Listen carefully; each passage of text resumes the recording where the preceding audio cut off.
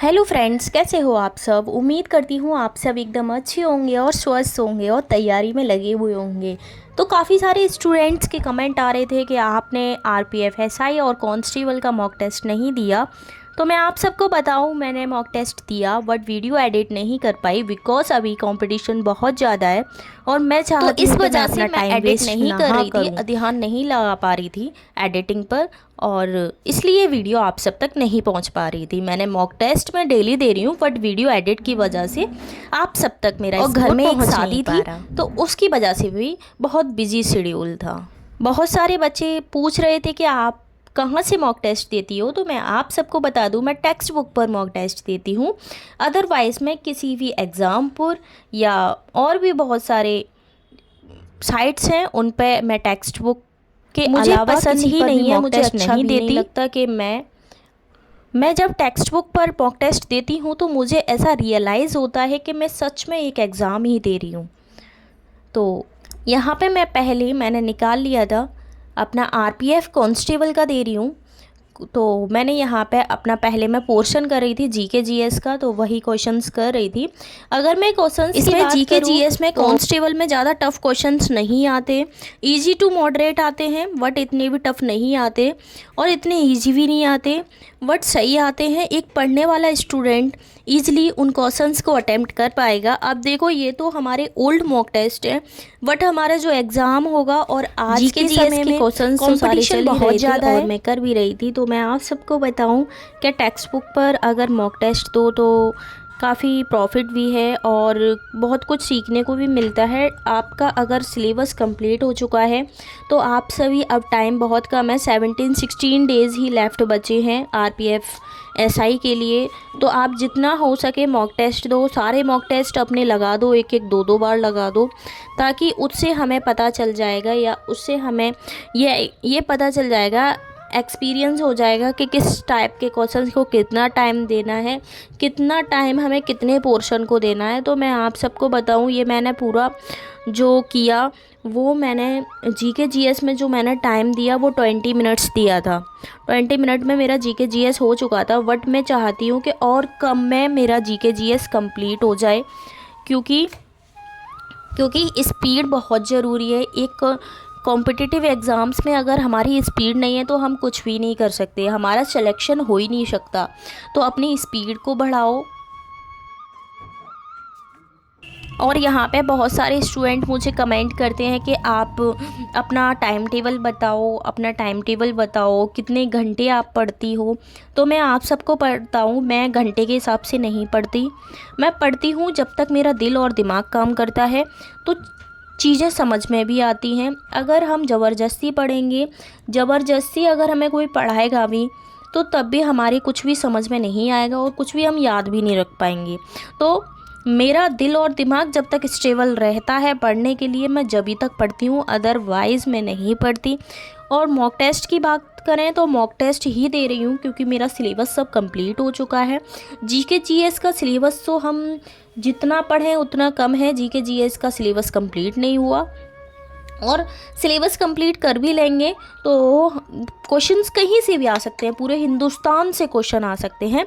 तो उस वजह से हम जीके जीएस को ये नहीं कह सकते कि हमारा सिलेबस कंप्लीट है। और अगर मैं बात करूँ कि मैथ, अब यहाँ पे मैथ्स का सब्जेक्ट आ चुका था तो मैथ मैं फटाफट से कर रही थी क्योंकि मैथ्स में भी इजी टू मॉडरेट ही क्वेश्चंस थे। और बहुत सारे बच्चे कमेंट्स करते हैं और मुझसे लाइव सेशन में पूछते भी हैं कि आप मैथ कहाँ से कर रहे हो, तो मैं आप सबको बताऊँ, मैं मैथ किसी ऐप से प्रैक्टिस नहीं कर रही, मैं सिर्फ यूट्यूब की हेल्प से ले रही हूँ और मैथ स्पेशल क्लासेस बाय अंकित सर से पढ़ रही हूँ। और वहीं से मैंने जीरो से लेवल जो सीखा है मैथ का, वो मैथ स्पेशल क्लासेस बाय अंकित सर से सीखा है। और किसी से भी नहीं पढ़ रही मैं अभी इस टाइम, क्योंकि अभी पढ़ने का समय नहीं है, अभी रिवीजन का समय है।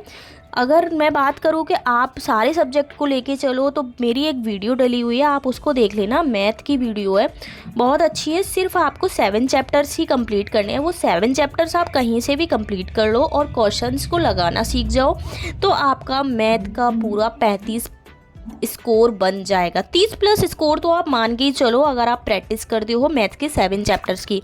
अब वो 7 चैप्टर्स कौन है वो तो मेरी इससे पहली वाली वीडियो डली हुई है, उसमें आप देख सकते हो।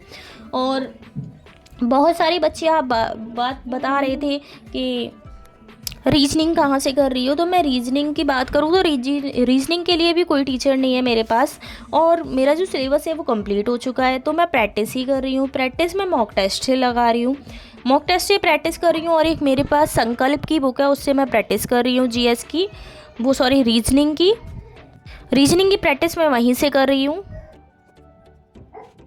अगर मैं मैथ के टीचर की बात करूं, अगर आप सब प्रैक्टिस करना चाहते हैं तो आदित्य रंजन सर की अभी कॉन्सेप्ट पर क्लासेस चल रही हैं, प्लेलिस्ट डली हुई है, सारे चैप्टर्स उन्होंने करा चुके हैं, वहां से आप अपनी हेल्प लेके कर सकते हो। जिसका भी कंप्लीट सिलेबस नहीं है मैथ आप वहां से कर सकते हो। रीजनिंग की बात करूँ तो मैं संकल्प की मेरे पास एक बुक है, मैं वहाँ से कर रही हूँ। जीके जीएस नवीन सर की नायक सीरीज़ जो है वो 2-3 बार आप देख लो, वो बेस्ट रहेगी। अदरवाइज़ अपनी प्रैक्टिस ही करो, लूसेंट से करो, और स्टैटिक जीके की एक बुक ले लो, वहाँ से करो। अब तो देखो बुक का टाइम नहीं है, अब सिर्फ प्रैक्टिस का टाइम है। वट मैं सजेस्ट आपको कर सकती हूँ, अगर आप लेना चाहो तो आप ले सकते हो। स्टैटिक जीके मैं जो जीके जीएस में यहाँ से कर रही हूँ, मैं लूसेंट्स और स्टैटिक जीके से ही कर रही हूँ। नायक सीरीज़ मैंने सिर्फ 2 बार ही देखी है। और मैं अपना स्कोर अब मैं बताऊं तो मेरी रैंक जो बनी थी, मैं स्क्रीनशॉट नहीं ले पाई, सच में स्क्रीनशॉट नहीं ले पाई, इस वजह से स्क्रीनशॉट नहीं है। बाकी मेरी जितने भी मैंने मॉक टेस्ट दिए हैं उन सब में ही मैं स्क्रीनशॉट लगा देती हूँ, बट इसमें मैं स्क्रीनशॉट नहीं ले पाई थी। तो मैं रैंक जो बताऊँ, मेरी रैंक 4407 बनी थी और स्कोर मेरा 78.06% था। एवरेज स्कोर की बात करूँ तो 53.14% था। परसेंटाइल की बात करूँ तो 85.77% था। मैंने जो क्वेश्चंस एवरेज स्कोर 82.36% था। क्वेश्चंस मैंने जो अटैम्प्ट किए थे वो 102 क्वेश्चंस अटैम्प्ट किए थे, और जो मैंने करेक्ट क्वेश्चन गए वो 84 क्वेश्चंस मेरे करेक्ट गए, और रॉन्ग मेरे 18 गए, और 18 ही क्वेश्चंस मैंने छोड़ दिए थे। और अगर मैं कट ऑफ की बात करूँ तो देखो कट ऑफ, अगर हम ओबीसी की बात करें फीमेल्स में तो 40.67% गई थी, और अगर हम एससी की कट ऑफ की बात करें तो 41.24 गई थी, और अगर एसटी कैंडिडेट की बात करें तो 38% गई थी, इसी के लमसम गई थी। ये तो रहा फीमेल्स का। अब मैं मेल्स का कट ऑफ बता देती हूँ, जो 2019 में कट ऑफ गई थी 93.55 ओबीसी की गई थी, और अगर मैं एससी की कट ऑफ की बात करूँ तो 77.29% गई थी ग्रुप ए में। एसटी कैंडिडेट्स की बात करूँ तो 76 के लमसम कट ऑफ गई थी, तो इतनी ही कट ऑफ गई थी, इसी के लमसम ही कट ऑफ गई थी। अगर मैं फ़ीमेल्स कट ऑफ की बात करूँ तो फीमेल्स में देखो, अगर लड़कियां पढ़ रही हैं तो देखो सिलेक्शन आपका पक्का है, क्योंकि कट ऑफ इतनी हाई नहीं जाती। और अगर ये 2019 की कट ऑफ थी, अब 2024 चल रही है, 5 साल हो चुके हैं। 5 साल में कितनी कट ऑफ हाई होती है, कंपटीशन बहुत ज़्यादा है, कट ऑफ हाई भी हो सकती है, कट ऑफ हाई ही होगी, ये तो आप सबको भी पता है कि कट ऑफ हाई ही जाएगी, क्योंकि कंपटीशन बहुत ज़्यादा है, फॉर्म्स बहुत ज़्यादा भरे गए हैं। तो तैयारी में लगते रहो और मॉक टेस्ट देते रहो, प्रैक्टिस करते रहो। तो ये मैं जो मॉक टेस्ट दे रही थी ये मैं रात को दे रही थी, तकरीबन टाइम जो हो रहा था वो 12 के समथिंग हो रहा था। हाँ, 12 के समथिंग टाइम हो रहा था। ये मेरा 1 बजे तक 1 घंटे में पूरा पेपर कंप्लीट हो चुका था, करेक्ट 1 बज चुका था।